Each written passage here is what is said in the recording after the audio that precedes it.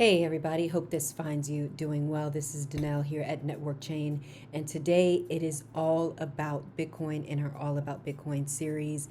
Bitcoin has been on a tear, reaching all-time highs twice this past week on March 8th, and then again hitting $70,000 on March 10th. It's now pulled back a little bit, but as we can see now, it's in that $69,000 range. So it looks like it could potentially be heading back up towards $70,000.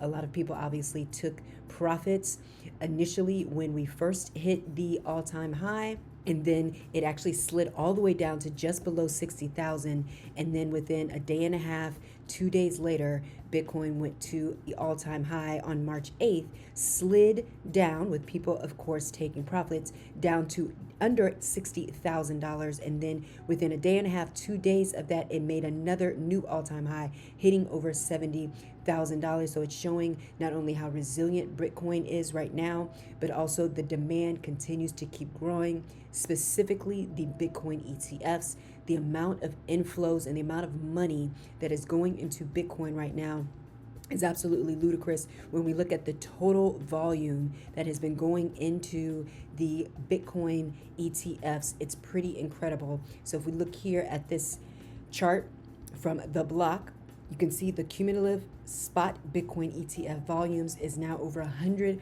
billion since inception, which is pretty remarkable. So it just goes to show how much volume and how much interest and how much demand is coming to the cryptocurrency space.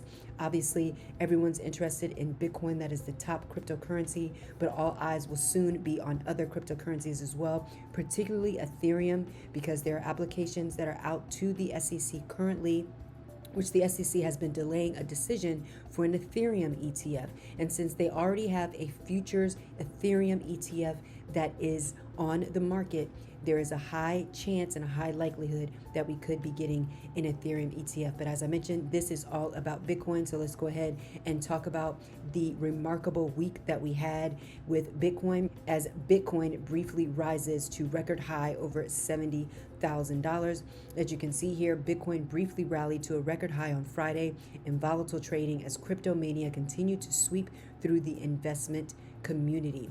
Billions of dollars have flowed into the ETFs in the past few weeks, and the market is getting extra support from an outlook that includes an upgrade to the Ethereum blockchain platform, home to the second largest cryptocurrency Ether, and the Bitcoin halving event, which we know is going to be coming up in April. So the Bitcoin halving event, as we have mentioned in several of our videos, is when the amount of Bitcoin that is mined per block is going to be cut in half. Typically, it's about 900 Bitcoin per day, so it's now going down to 450 Bitcoin per day. So that's going to obviously continue to squeeze the amount of supply that's going to be available to people who are interested in buying into Bitcoin.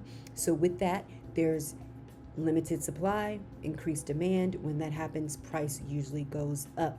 And we also are seeing that people who have been holding Bitcoin for the past 6 months, for the past year, for the past several years are not moving. They currently are keeping their Bitcoin in their wallets and are not trading their Bitcoin. So we're also seeing the number of wallets that are holding on to their Bitcoin continue to grow as well. So that supply is continuing to decrease because we aren't seeing a lot of sellers, particularly looking at the amount of Bitcoin that we see on exchanges like Coinbase. It's lessening supply. So it's going to inherently, due to the demand that's coming in from that Bitcoin ETF volume, cause the price to continue to go up. So we would not be surprised if we see more price action towards the upside as we near the halving and after the halving as well. So as we see here on Coinbase, Bitcoin did actually hit $70,000. It went to the all-time high on March 8th, and then you can see that it then did a precipitous drop, and this is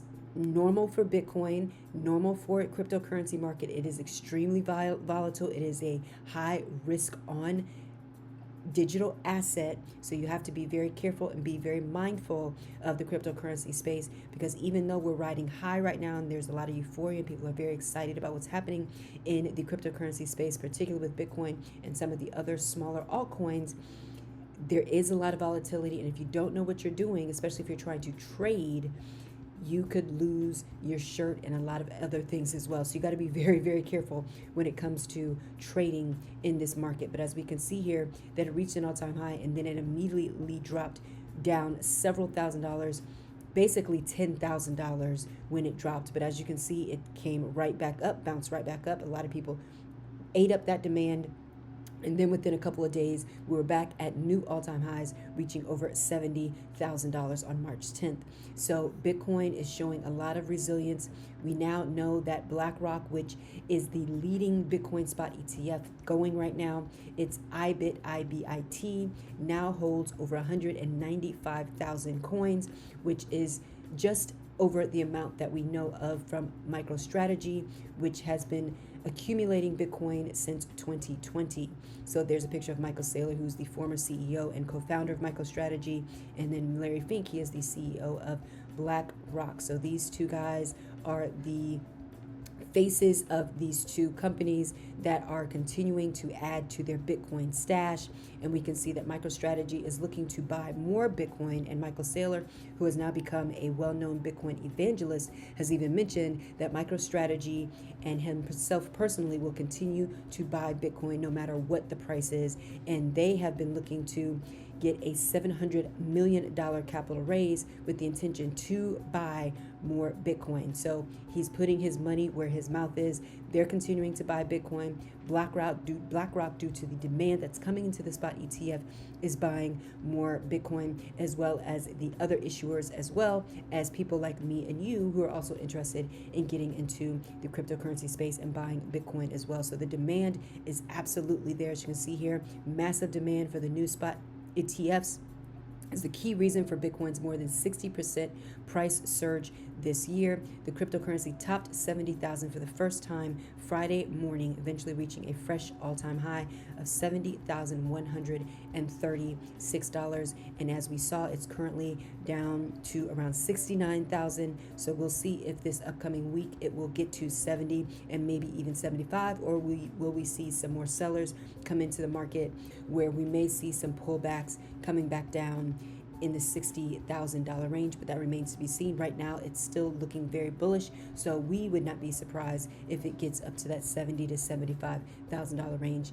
potentially just in the next 7 days. So if we look at the amount of Bitcoin that are in the 9 new spot Bitcoin ETFs, we see that it is now $405,000 worth, or I should say 405,000 Bitcoin, compared to 396,000 that Grayscale has in their stash. Now, Grayscale, they used to be and still they are currently the largest holder or corporate holder of Bitcoin. They had nearly 600,000 Bitcoin at the time when these ETFs hit the market, but there's been a lot of outflows coming out of GBTC because they are charging the highest fee when it comes to holding their ETF. If you have their ETF, they have the largest fee, much higher, 7 to 8 times higher than some of these ETFs that are on the market. So they're seeing a heavy outflow, plus people are also taking advantage of the discount that they had prior to Grayscale converting from a Bitcoin trust